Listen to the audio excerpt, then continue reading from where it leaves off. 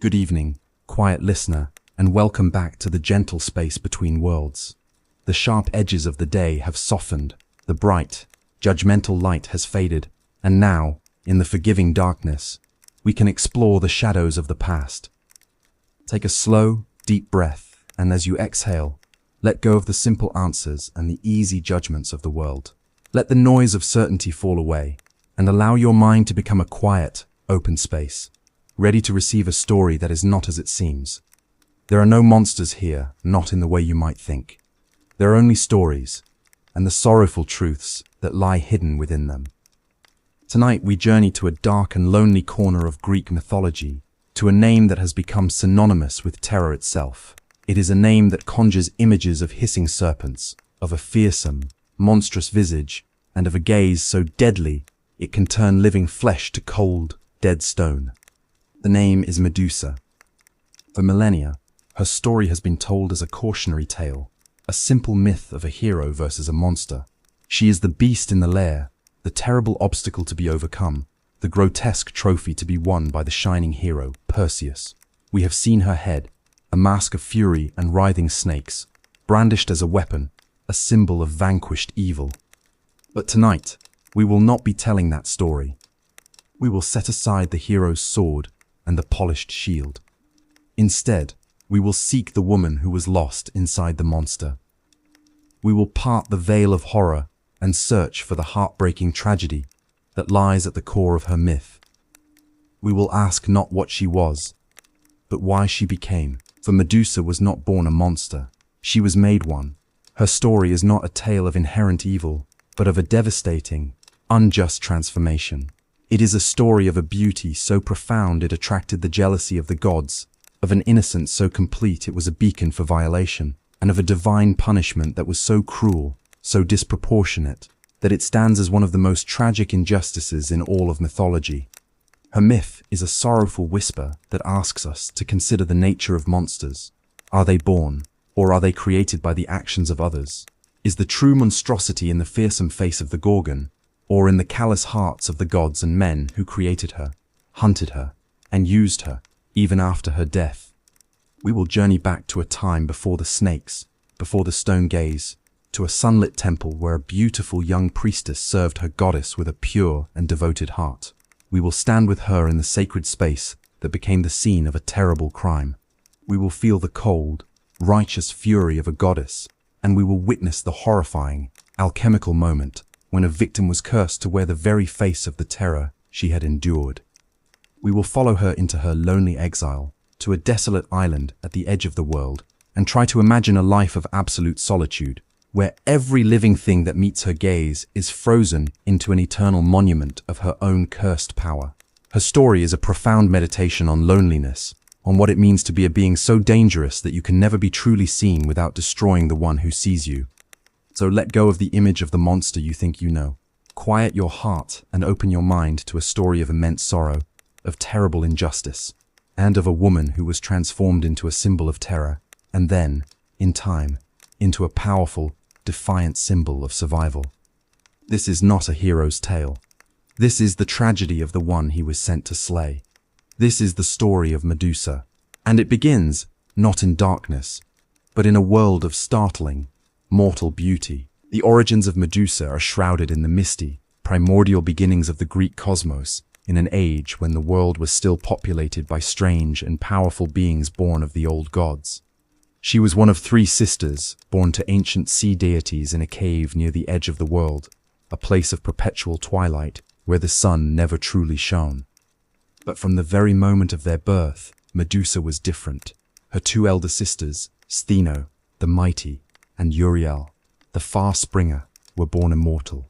They were born as Gorgons, formidable and terrifying beings from their first breath.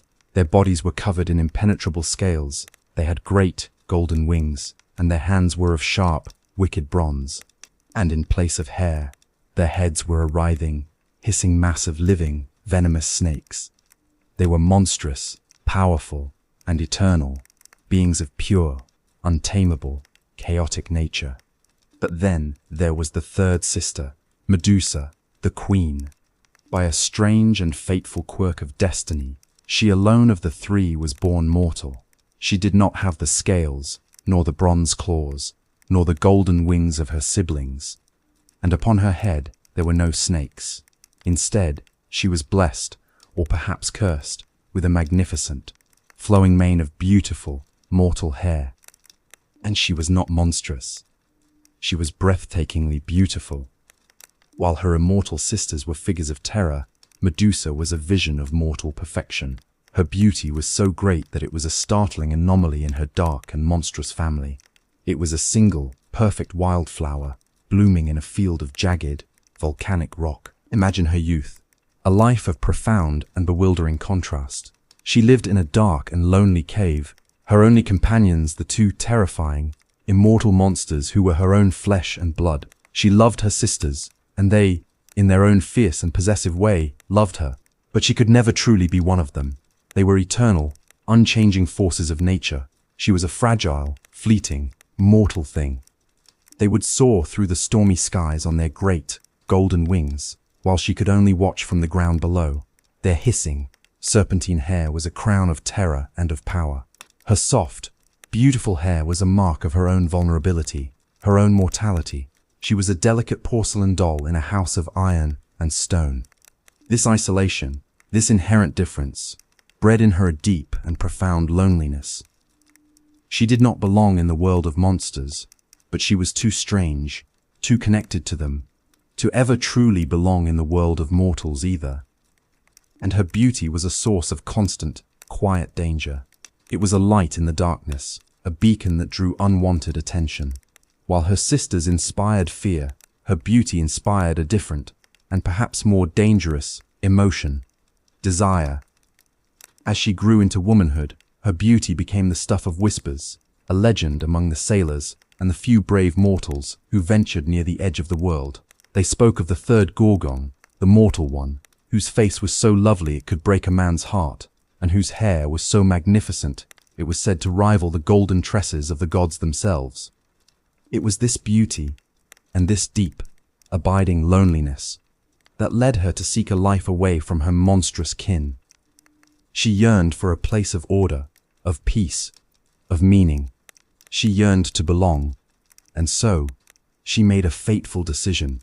She would leave her dark, primordial home and dedicate her life to the service of the one goddess she admired most, the goddess who represented everything she was not, a being of pure, controlled, and intelligent order. She traveled to the great city of Athens, and with a pure and devoted heart, she became a priestess in the sacred temple of the virgin goddess Athena.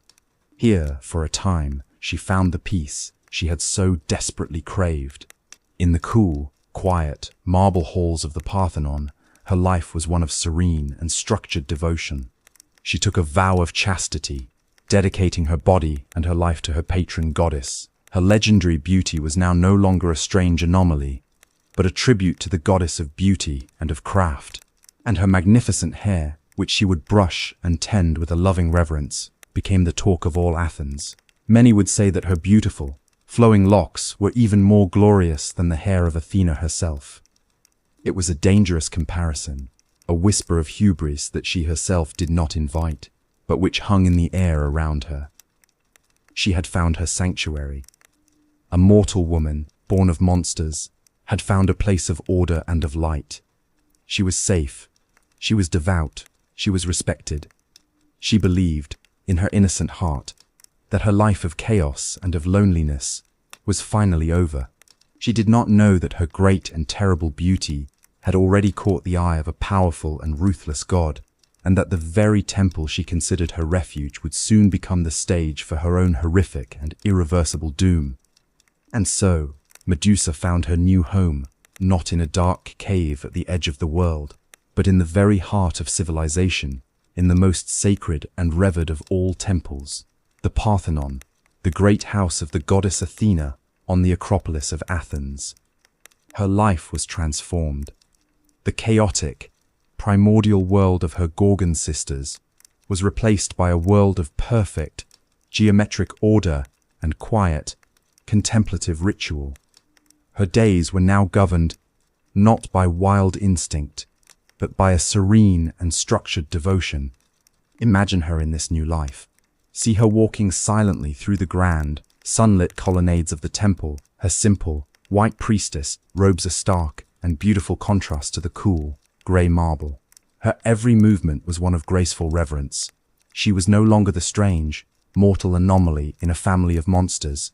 She was the beautiful, honored servant of the goddess of wisdom. Her duties were her solace. She would spend her mornings tending to the sacred olive groves that surrounded the temple, their silvery green leaves whispering in the gentle breeze.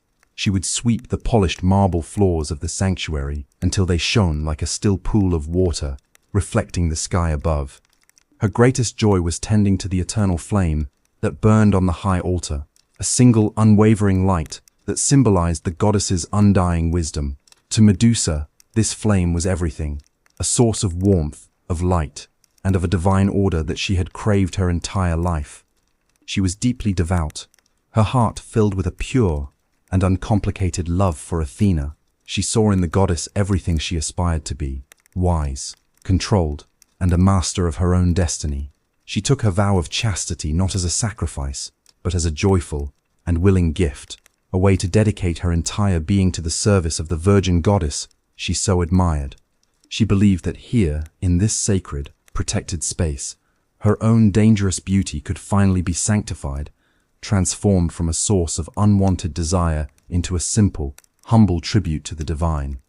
But her beauty was not a thing that could be easily hidden or sanctified. It was a force of its own, a living, breathing spectacle that drew the eyes and the whispers of all of Athens. People would come to the temple not just to worship the goddess, but to catch a glimpse of the priestess whose loveliness was said to be a miracle in itself. And it was her hair, above all else, that captivated them.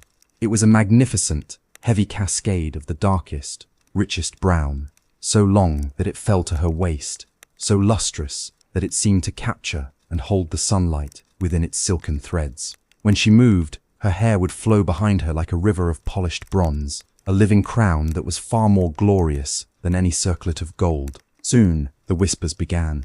At first, they were quiet, spoken in awe in the corners of the temple courtyard. Then, they grew louder, bolder, spoken in the open marketplace. "Have you seen the priestess Medusa?" they would say. "Her beauty is greater than any mortal's." And then, the most dangerous of all comparisons. "Her magnificent hair, it is surely more beautiful than that of the goddess Athena herself." This was not Medusa's own thought. She would have been horrified to hear such a blasphemous comparison. Her heart was pure, her devotion absolute. But beauty, especially a beauty as great as hers, inspires its own kind of pride, its own kind of rivalry, in those who behold it. She could not control the whispers, nor could she control the feelings of envy and of awe that her presence inspired. And on high, on Mount Olympus, these whispers were heard. The goddess Athena, whose own beauty was one of stern and intelligent perfection, took notice of the mortal priestess, whose loveliness was now being compared to her own. At this stage, it was not yet anger that the goddess felt, but a cool, watchful, and perhaps slightly irritated interest. For a time, Medusa remained blissfully unaware of the dangerous currents swirling around her.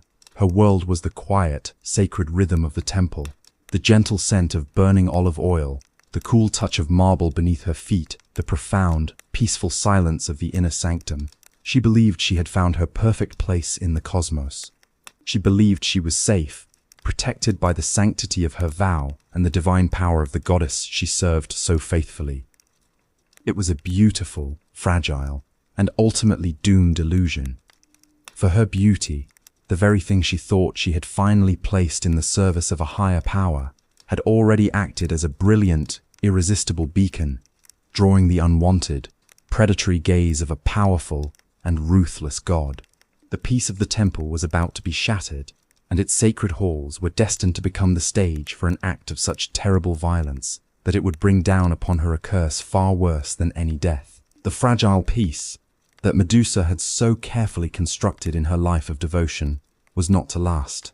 Her beauty, a divine and dangerous light, had shone too brightly, and its glow had traveled far beyond the city of Athens, across the seas, to the great, deep, and watery realm of the lord of the oceans, Poseidon.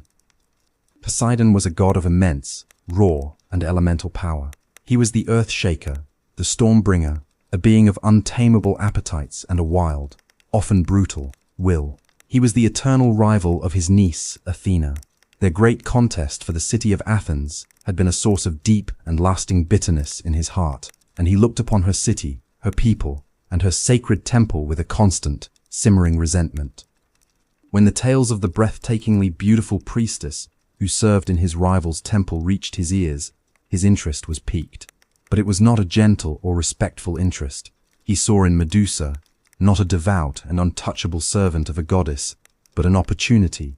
He saw a prize to be taken, a beautiful object to be possessed, and, most satisfyingly, a way to inflict the ultimate humiliation upon Athena, to desecrate her most holy of places by taking her most beautiful priestess. A dark and terrible desire took root in his heart. He began to pursue Medusa. His advances were not subtle or romantic. They were relentless, aggressive, and terrifying. He would appear to her when she walked near the shores of the sea, his powerful form rising from the waves, his eyes burning with a possessive fire. He would send great, crashing waves to batter the cliffs below the Acropolis, a constant, violent reminder of his power and his desire. Medusa was filled with a cold and abject terror. She was a mortal woman, devout and sworn to chastity. To be the object of a great god's lust was not an honor. It was a horrifying and inescapable threat. She prayed to Athena, her heart filled with a desperate plea for protection. She stayed within the confines of the temple, believing that on that sacred ground, within the house of the virgin goddess, she would be safe. No god, she believed, would dare to commit an act of sacrilege in such a holy place. She was wrong. One day, as Medusa was performing her duties alone in the cool, silent inner sanctum of the Parthenon, the great bronze doors of the temple slammed shut, plunging the hall into a sudden, ominous twilight. The eternal flame on the altar sputtered and seemed to shrink as if in fear. A cold, damp wind, smelling of salt and the deep ocean, swirled through the chamber. And there, standing before her, his form radiating a dark and powerful aura, was Poseidon. He had brought the wild, untamed chaos of the sea into the heart of Athena's ordered world. Medusa screamed, a cry for help that was swallowed by the thick stone walls. She ran, her white priestess robes a blur against the dark marble. She did not run towards the door, but towards the far end of the sanctum, towards the one place she believed offered absolute protection. She ran to the great, colossal statue of Athena herself, and fell at its feet, clinging to the cold, unfeeling stone, her arms wrapped around the base of the statue as she prayed for a miracle, for the intervention of the goddess she had served so faithfully. But the goddess did not answer. The great marble eyes of the statue stared blankly forward, unseeing. And there, at the very feet of the statue of the virgin goddess of wisdom, in the most sacred and holy part of her temple, Poseidon, the lord of the sea, committed his final, terrible act of violation. He took Medusa by force, a brutal and violent act of sacrilege that was a crime against a mortal woman, a crime against a guest in another's home, and a crime against the very divinity of Athena herself. The act was over in a moment, but its consequences would echo for eternity. The sanctity of the temple was shattered, the innocence of the priestess was destroyed, and a stain of such profound and terrible darkness had been left in that holy place that it could never be washed away. As Poseidon vanished, leaving a shaken and broken Medusa weeping on the cold floor, the atmosphere in the temple began to change. The air grew heavy, cold, and electric with a new and terrifying presence. A great, unseen power was descending, its anger a palpable, physical force that made the very stones of the temple seem to hum with a cold, righteous fury. Medusa looked up, her tear-filled eyes searching for the compassionate, protective goddess she had prayed to. But the presence she felt was not one of compassion. It was the cold, hard, and unforgiving wrath of a goddess whose sacred space had been irrevocably defiled. Athena had finally arrived, but she had not come to comfort her priestess. She had come to dispense a terrible and misguided justice. The air in the desecrated temple grew impossibly cold. The eternal flame on the altar, which had sputtered in fear at Poseidon's arrival, now blazed with a new and terrifying intensity. its fire turning a cold, silvery white, the color of a star's righteous anger. The shadows in the room grew long and sharp, and in the center of the hall, a shimmering, powerful light began to coalesce. Athena had arrived. She did not appear as a gentle, comforting presence. She materialized in her full, terrifying warrior aspect. She was clad in her gleaming battle armor, her magnificent helmet upon her head, her spear in one hand, and the great, fearsome Aegis shield in the other. Her grey eyes, usually so calm and analytical, were now like chips of flint, blazing with a cold, intellectual fury that was far more terrifying than any passionate rage. Medusa, huddled and broken at the foot of the great statue, looked up at her goddess. In her shattered state, she still expected to see a protector, a comforter, an avenger who would now turn her terrible wrath upon Poseidon. She expected to see the compassionate face of justice. But when she looked into Athena's eyes, she saw no compassion. She saw no pity for her suffering. She saw only the cold, hard glare of a goddess whose sacred space had been defiled, whose perfect order had been violated. Athena's rage was a complex and terrible thing. A part of it, a great part, was indeed for Poseidon, her eternal rival, who had dared to commit such an atrocity in her own home. But in the rigid, patriarchal order of the gods, a direct and open war with a powerful male deity like Poseidon was a complicated, perhaps even impossible, proposition. His crime was immense, but his status was nearly her equal. And so, her fury, unable to find its primary target, turned upon the only other person present in the sacrilege, the victim. In the cold, unforgiving logic of the virgin goddess, Medusa was also to blame. The temple was a space of absolute purity, and that purity had been irrevocably stained. Athena saw Medusa's beauty, the very thing that had drawn Poseidon's lustful gaze, not as an innocent quality, but as a dangerous, chaotic element, a weakness that had allowed this violation to occur within her sacred walls. In her mind, the lock had been broken, and therefore, the door itself was now tainted. It was a cruel, chilling, and terribly unjust form of divine reasoning. She could not punish the boundless, chaotic sea, so she would instead punish the shore upon which it had so violently crashed. "You have brought this filth into my sacred home." Athena's voice was not a shout, but a cold, sharp whisper that cut deeper than any blade. "Your mortal beauty has brought nothing but chaos and desecration. You have allowed my sanctuary to be defiled. That beauty will be your curse. The hair that you are so proud of, the hair that mortals dare to compare to my own, will be a testament to your crime." Medusa could only stare in horrified disbelief. She tried to speak, to plead, to explain that she was the victim, not the accomplice. But no words came.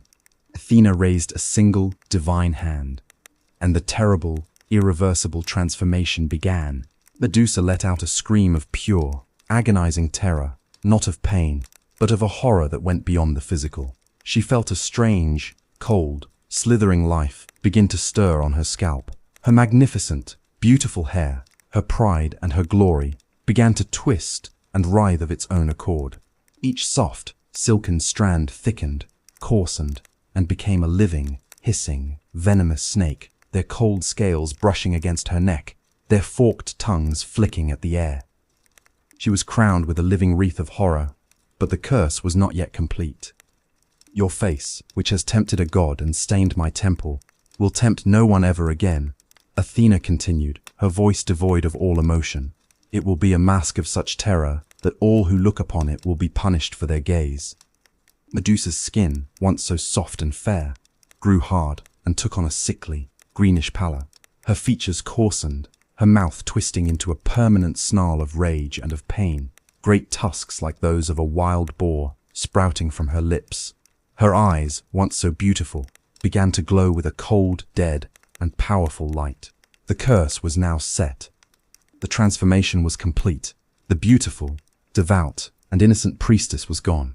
In her place, cowering on the floor, was a monster, a being of pure, unadulterated terror, her every feature a testament to the crime she had endured and the terrible, blind justice she had received. She was a living monument to a goddess's rage, a tragic victim remade into the very image of horror.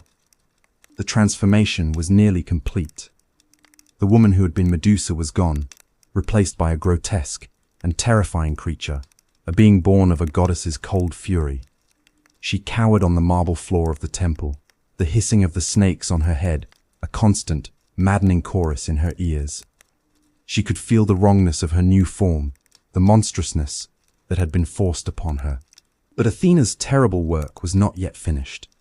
There was one final, and most deadly, part of the curse to be bestowed. You sought protection within my temple.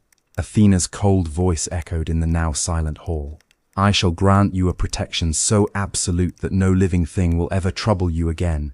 Your gaze, which once drew the unwanted desires of a god, will now be a weapon of ultimate defense.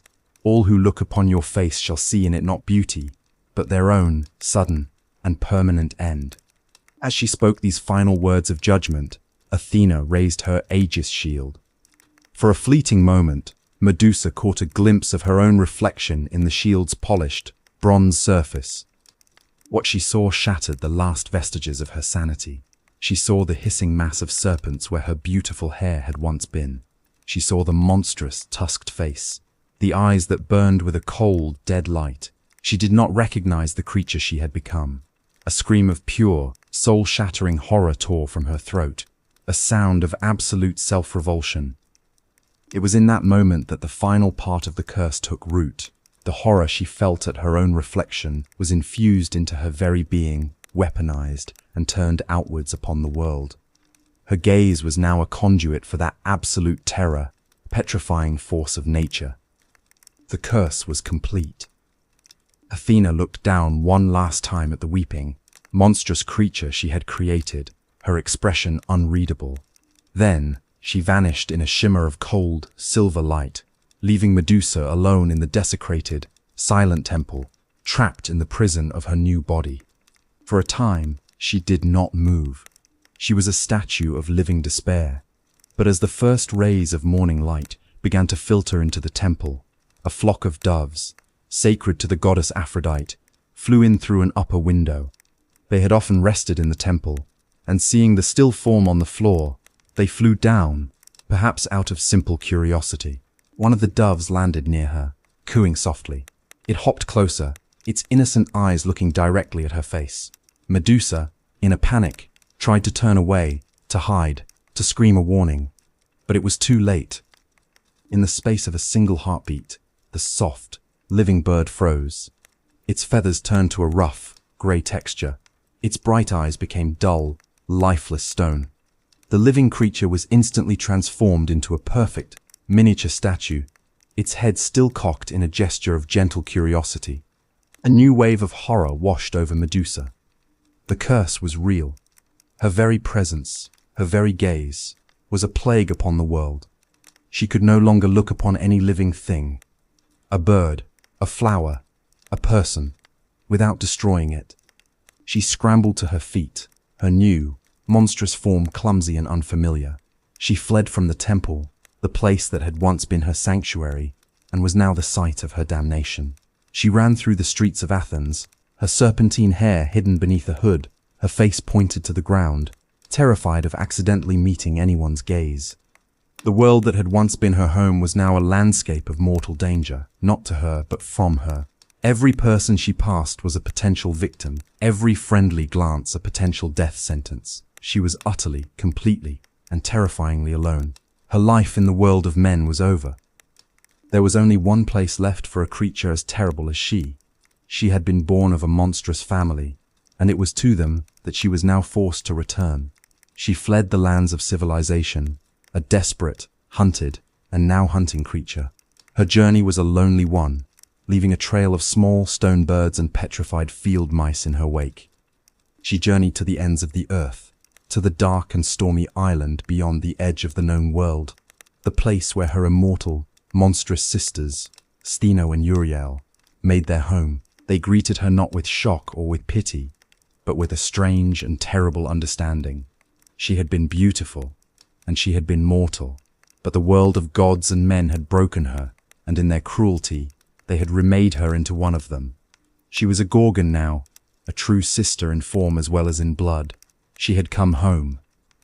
Medusa's long, and sorrowful journey ended at the very edge of the world, on a remote, storm-racked island shrouded in a perpetual, gloomy twilight.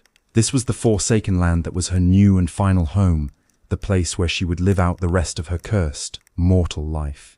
It was a landscape of jagged, black rocks, of skeletal trees clawed by the salt-laced wind, and of a constant, mournful grey sea that churned and crashed against the shore. Here, in a deep, dark, and damp cave, lived her two immortal sisters, Stheno and Uriel. They welcomed her with a strange, hissing affection. In her new, monstrous form, she was no longer the fragile, beautiful anomaly in their family. She was now truly one of them. The beautiful swan had been savaged and had returned to the nest of vipers, her transformation complete. For the first time in her life, she was not the odd one out. Her sisters did not flinch from her snake-filled hair or her terrifying gaze. They were monsters together, a trinity of terror at the edge of the world. But this shared monstrosity was not a comfort. It was a constant, living reminder of the beautiful, gentle woman she had once been.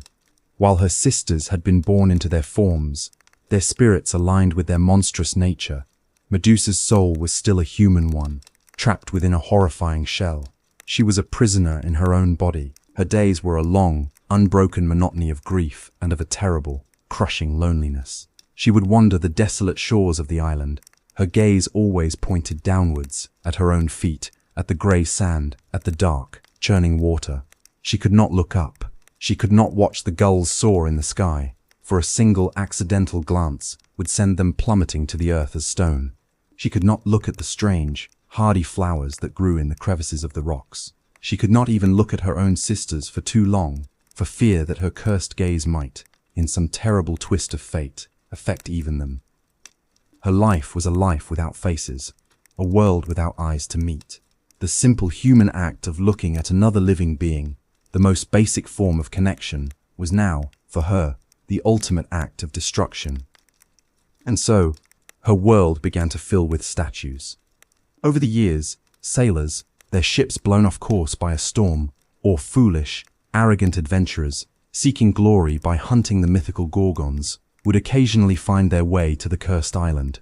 They would beach their boats on the dark sand, their swords drawn, their hearts filled with a mixture of terror and of a foolhardy courage. They would creep into the island's gloomy landscape, searching for the monster's lair, and sooner or later, they would come face to face with Medusa. She did not hunt them. Often, they would stumble upon her as she sat weeping by the shore, her back to them, and as she would turn, her eyes wide with surprise and with a silent, desperate warning. It would already be too late. In a single, silent, horrifying instant, their motion would cease. The look of shock or of aggression on their faces would be frozen forever. Their living, breathing flesh would harden, whiten, and take on the rough, cold texture of stone. The hero, in his moment of would-be glory, would become nothing more than a grotesque, stone monument to his own folly. Slowly, over the long and lonely years, the island began to fill with these petrified figures. It became a terrible and tragic sculpture garden. Stone sailors stood eternally frozen by the wrecks of their stone ships. Stone warriors, their swords raised to strike, were locked forever in a silent, petrified battle. Their faces, all of them, were masks of the final, horrifying moment of their lives, their stone eyes fixed upon the spot where they had last seen the face of the Gorgon. This was Medusa's kingdom, a kingdom of the dead, a world populated only by the silent, stone testaments to her own cursed power. She would wander through her garden of statues, the only living, moving thing in a world she had frozen solid. She would look at their stone faces, the only faces she could safely look upon, and see in them only a reflection of her own monstrousness, her own inescapable curse. Each statue was another layer of her grief, another soul she had unwillingly extinguished, another voice she would never hear. They were the silent, eternal audience to her profound and unending solitude. She was the queen of a kingdom of stone, a lonely, tragic monster, weeping at the heart of her own terrible, self-made mausoleum. While Medusa lived out her days in the grey, silent solitude of her island, a very different version of her story was being told in the sunlit world of men. The truth of her tragedy, the tale of a violated priestess and a cruel curse, was lost, buried under a new and more exciting narrative. The world, in its love for simple tales of good and evil, had forgotten the woman entirely. All that remained was the monster. Whispers, carried by the few terrified sailors who had glimpsed the Gorgon's island from a distance and survived, spread from port to port. They grew with each retelling, each storyteller adding a new and more terrifying detail.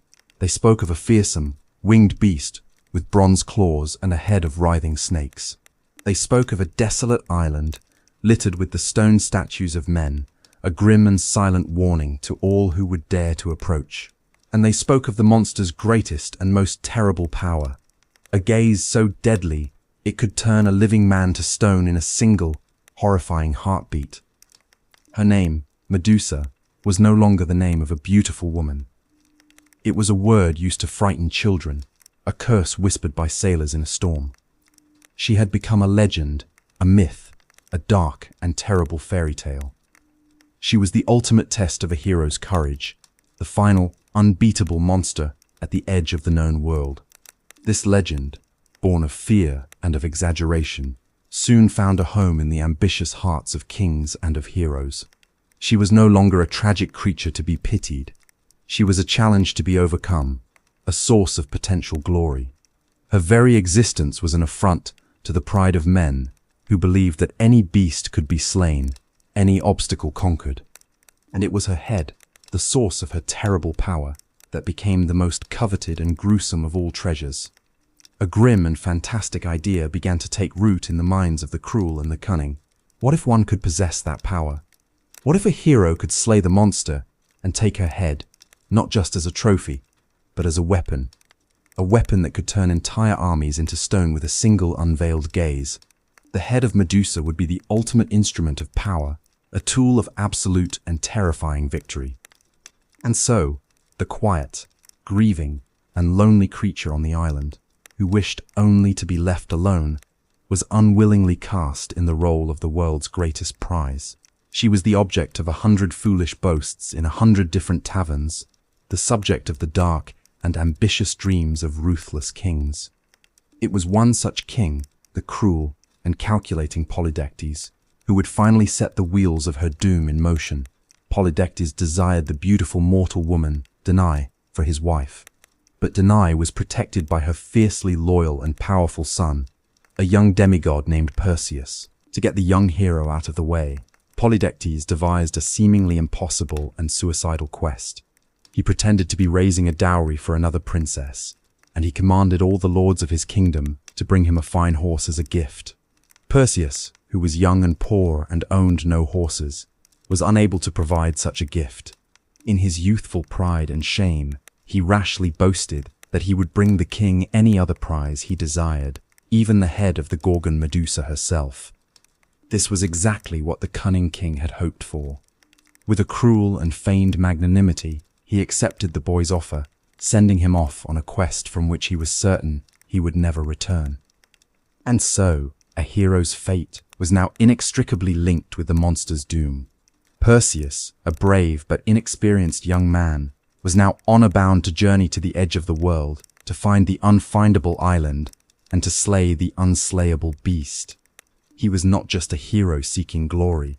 He was a pawn in a king's cruel game, a young man sent to his death. But Perseus was not just any mortal. He was a son of Zeus, and his quest, impossible as it seemed, had attracted the attention of the very gods of Olympus.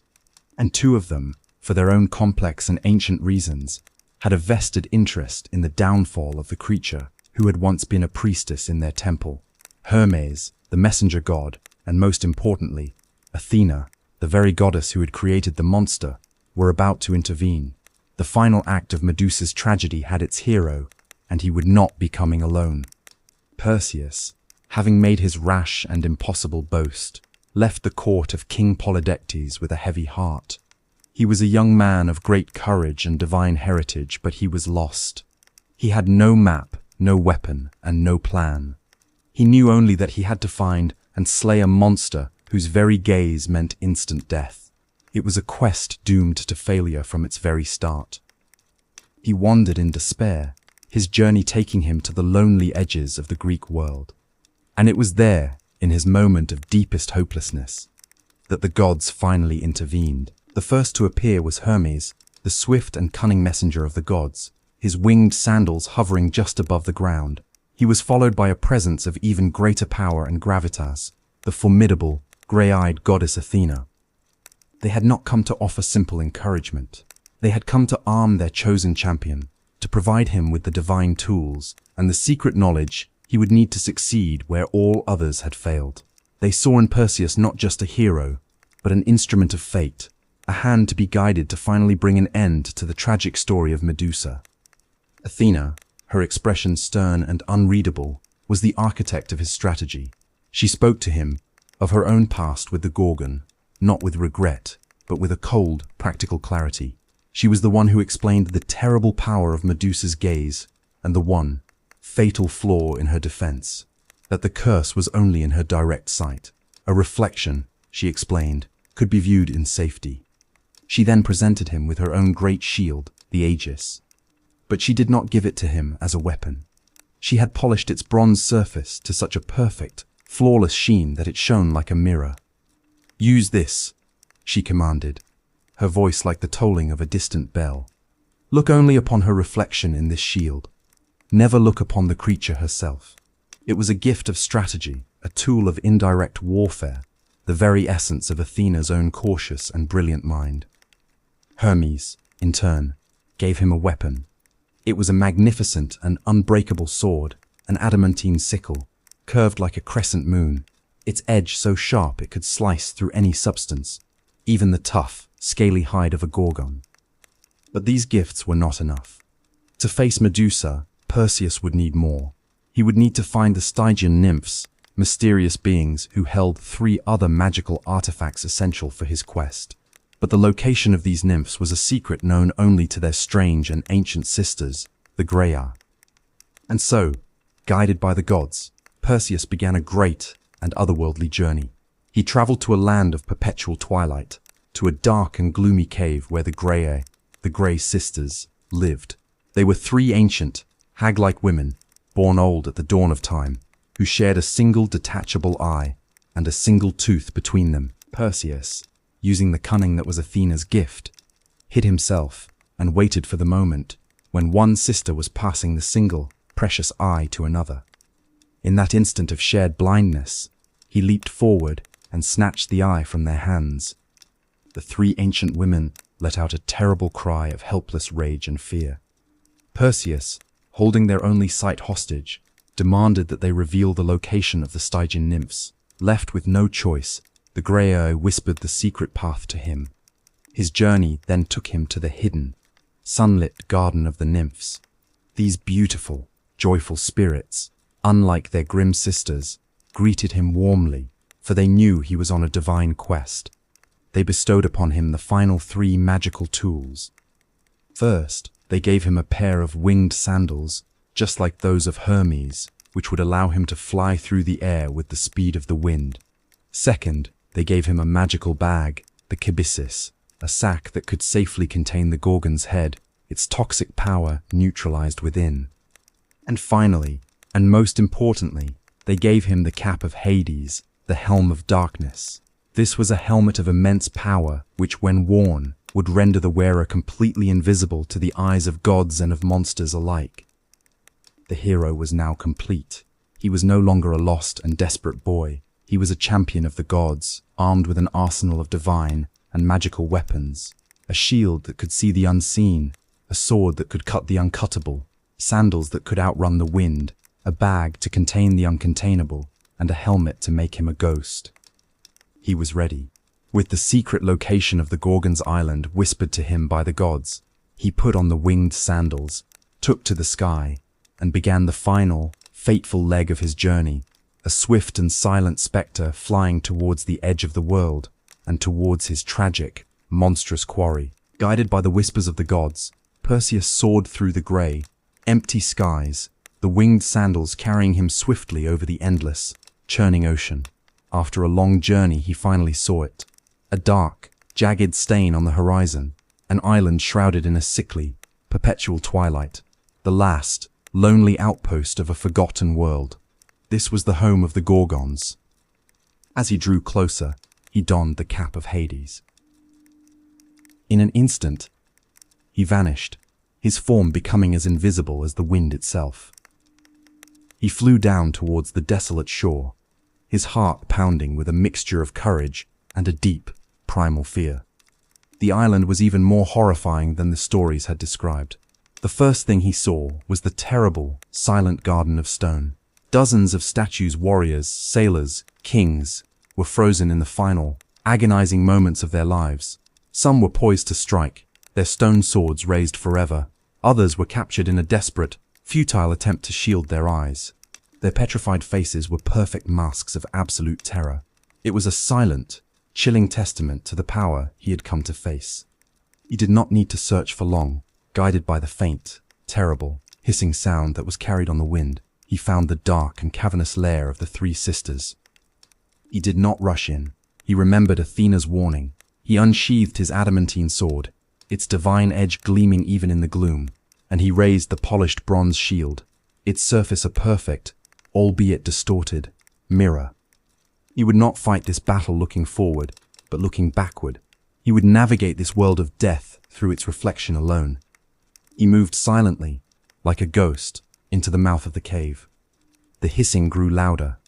The air was cold and smelled of the sea and of an old, reptilian decay. In the reflection of his shield, he saw them. The two immortal Gorgons, Stheno and Uriel, were sleeping, their monstrous, scaly forms coiled upon the stone floor. Their snake hair writhed and hissed even in their slumber. But he knew they were not his target. And then he saw her. Medusa. She was lying apart from her sisters, her form strangely vulnerable in sleep. In the warped reflection of the shield, he could see the tragic remnants of her former beauty, a ghost of the perfection she had once been, now twisted into a mask of monstrous sorrow. The snakes on her head were quiet, their movements slow and languid.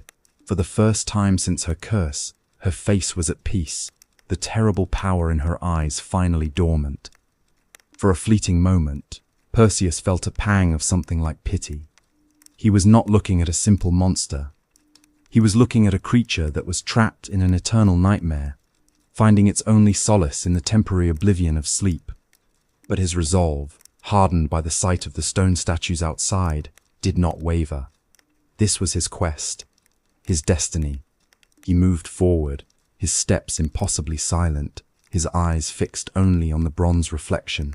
He was a phantom in the lair, an invisible agent of death, sent by the very gods who had created this tragedy. He navigated the cave by looking at where he had been, not where he was going. A strange and disorienting way to fight, a battle of pure, calculated intellect. He stood over her sleeping form, his heart a thunderous drum in his chest. He could feel the cold aura she radiated, the immense and deadly power held in check only by her slumber. He knew he had only one chance. He raised the sharp, curved sickle, the divine gift of Hermes. He did not look down. He trusted the reflection. He trusted the guidance of Athena. With a single, swift, and powerful motion, he brought the blade down upon the neck of the sleeping Gorgon. The blade, which could cut through any substance, did its work in a single, silent, terrible instant. There was no scream. No final cry of agony. Only a profound and sudden silence as the head of Medusa was severed from her body. The hissing of the snakes on her head stopped all at once. Their terrible, living energy extinguished in an instant. The tragic, cursed life of the mortal Gorgon was over. Perseus, still invisible, acted with a desperate speed. He did not dare to look at the face he had just taken. Averting his gaze, he seized the heavy, snake-covered head and thrust it into the magical bag, the kibyssus. The bag immediately contained its deadly power, its fabric turning a cold, stony grey for a moment before returning to normal. The terrible weapon was secured. But from the severed neck of the fallen Medusa, a final, impossible, and beautiful miracle was occurring. Her story, a tale of violated purity, had one last chapter to write. From the lifeblood of the slain Gorgon, two magnificent, otherworldly beings sprang forth into the world, fully formed. First, from the gushing blood, rose a creature of breathtaking beauty and impossible grace. It was a great, pure white horse, with magnificent, feathered wings that unfurled with a sound like a sudden gust of wind. This was Pegasus, the winged steed, a creature of inspiration and of the heavens, a symbol of the untamed, poetic soul that had been trapped within the monster. He stamped his hoof on the cave floor, and with a powerful cry, he leaped into the air, bursting from the mouth of the dark cave and soaring into the grey, twilight sky, a living embodiment of a spirit finally set free. And beside him, another being was born. It was a young warrior, strong and tall, clad in golden armor, and holding a golden sword in his hand. His name was Chrysaor, he of the golden sword, a prince born not of a womb, but of a divine and violent end. These two beings, born from the very moment of her death, were a final, tragic testament to Medusa's true parentage, a reminder that she had been the child of a god, her essence divine. Even if her life had been mortal and cursed, the sound of these miraculous births, however, had awakened her two immortal sisters. Stheno and Uriel rose with a terrible, earth-shaking roar of grief and of fury. They could not see the invisible Perseus, but they could smell the blood of their sister, and they knew what had happened. They flew into a monstrous rage, their snake hair writhing violently, their bronze claws slashing at the empty air. Perseus did not wait. With the head of Medusa safely in his bag, he leaped into the air, the winged sandals on his feet carrying him swiftly away from the island. He could hear the terrible, grieving screams of the two immortal Gorgons echoing behind him, a final, sorrowful farewell to the sister they had both protected and imprisoned. He flew away from the island of stone, leaving behind the headless body of the mortal Gorgon and the two miraculous beings who were her final, strange, and beautiful legacy.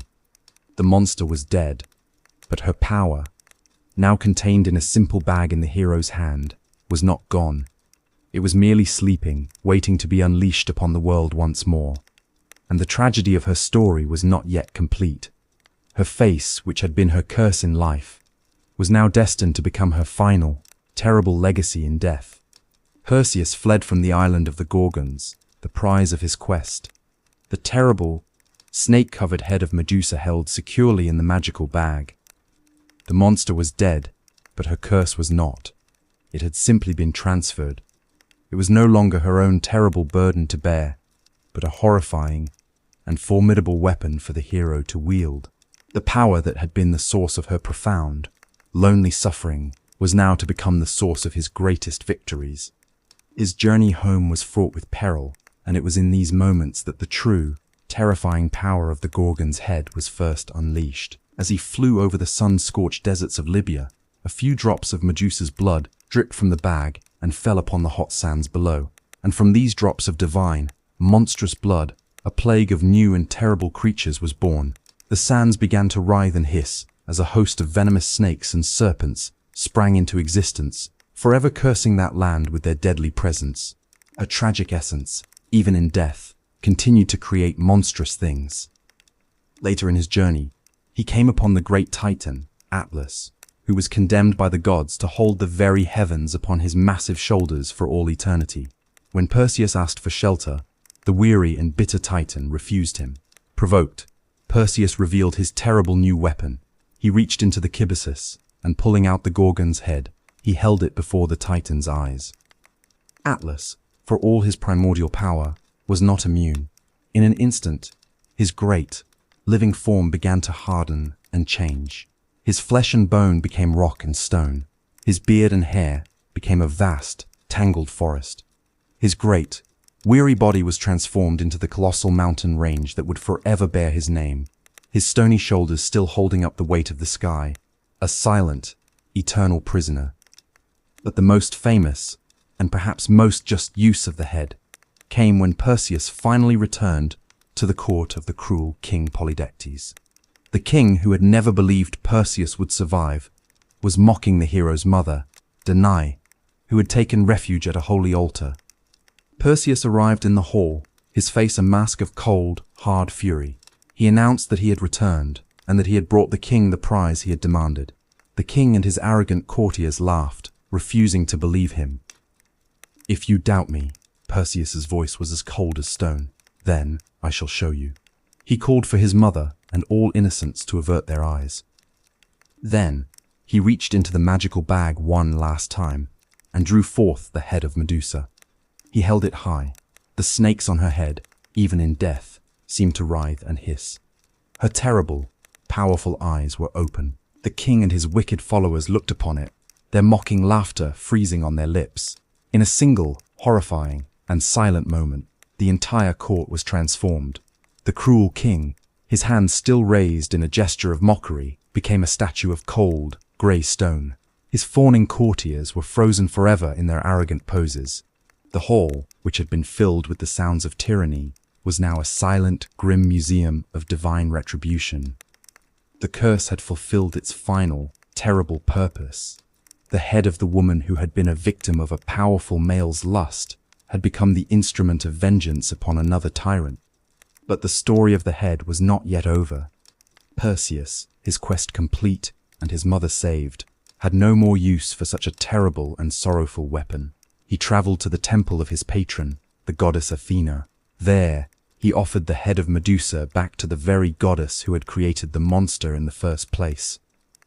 Athena accepted the gruesome prize, and in a final, chilling act of appropriation, she took the terrifying face of the Gorgon, the symbol of her own misguided justice and Medusa's eternal suffering, and she mounted it upon the very center of her own divine shield, the Aegis. The curse was now complete in its tragic, circular journey. The face that had been a beautiful woman's damnation was now forever to be the symbol of another goddess's power, a fearsome emblem used to strike terror into the hearts of Athena's enemies. Even in death, Medusa could not escape. She was destined to be used, her tragedy transformed into a tool, her face an eternal, silent scream on the shield of her creator. And so, the mortal life of Medusa, the priestess who became a monster, was extinguished. Her body was left on a desolate shore, and her head, the vessel of her terrible curse, became a permanent fixture on the shield of a goddess. Her story, it would seem, was over. But the legacy of Medusa had only just begun. Her image, the face of the Gorgon with its terrifying eyes and its hair of writhing snakes, became one of the most powerful and enduring symbols in the ancient world, a myth that refused to die. But its meaning was a complex and shifting one, a reflection of the world's changing relationship with her story. For centuries, her face, known as the Gorgonian, was a symbol of pure, unadulterated terror. It was an apotropaic symbol, a magical emblem used to ward off evil. The Greeks believed that the image of something so terrible could frighten away other, lesser evils, and so her monstrous face was carved above the doorways of homes, painted onto the shields of warriors, and molded into the breastplates of emperors. She was the ultimate evil eye, a guardian whose power came from her own ugliness and horror. It was a strange and ironic fate. The woman who had been so utterly unprotected in her own life, in death, became the ultimate symbol of protection for others. Her pain was weaponized, her tragedy commodified, her face turned into a magical charm, its true, sorrowful origins forgotten by all but the poets. She was the monster, the dragon, the beast to be slain, a permanent fixture in the heroic narrative. She was the darkness that existed only to make the hero's light shine more brightly. This was her first legacy, a legacy of horror, of otherness, of a cautionary tale, whispered to warn against the dangers of a woman's beauty and a goddess's wrath. But as the centuries passed, a new and different understanding of her story began to emerge. People began to look past the monster and to see the woman. They began to question the simple narrative of hero versus beast. They began to ask, who was the real monster in her story? The victim who was cursed, or the powerful gods who had used and discarded her? In this new light, her image began to transform. The monstrous face, once a symbol of pure evil, was reimagined. It became a symbol of a woman's righteous fury, of the terrifying and just rage of a victim who has been wronged. The hissing snakes were no longer just a grotesque feature, but a crown of untamable, feminine power, a wild and dangerous energy that refused to be silenced or controlled. Her deadly gaze, once a simple curse, was now seen as a powerful, defensive weapon. It became the ultimate symbol of the female gaze turned back upon a hostile world, a power that says, if you look upon me as an object, if you try to consume me with your eyes, you will be the one who is destroyed. It was the power to turn the predator into stone. In this modern interpretation, Medusa has become an icon. She is a symbol for survivors, a patron saint of the silenced, a powerful and defiant emblem for those who have been wronged by an unjust system and have found their own power in their own pain. She is no longer just a monster to be slain. She is a survivor to be understood and a force to be reclaimed. This is her second, and perhaps her truest, legacy. It is a testament to the enduring power of her story, a story so filled with injustice that it continues to resonate with us thousands of years later. It reminds us that the stories of monsters are often the stories of the misunderstood, the exiled, and the wronged. Her tragic tale holds a mirror up to our own world. It forces us to question who we label as monsters and why. It asks us to look for the humanity behind the fearsome mask and to find the story of the victim within the legend of the beast. Medusa, the mortal Gorgon, the beautiful priestess, has in the end achieved a different kind of immortality.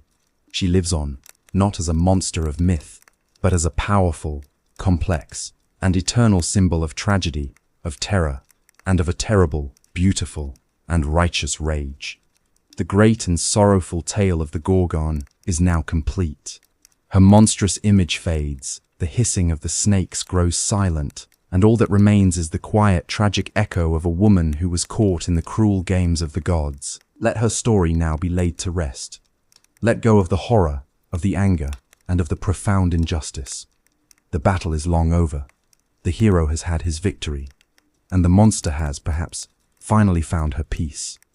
As you lie here, in the safety and the quiet of your own space, let her story be a gentle reminder. A reminder to look for the story behind the story. A reminder that even in the darkest of tales, there is a heart that once beat with its own hopes and its own fears. Let your own heart be a place of peace tonight, a quiet temple where no violence can enter, and where all souls, even the most misunderstood, can be met with a gentle and quiet empathy. The world of myths and of monsters now fades into the soft and forgiving darkness of the night. There is only the simple, steady, and peaceful rhythm of your own breath. A deep and dreamless sleep, free of all monsters, awaits you. Rest now. Find your own peace. Sleep. Now.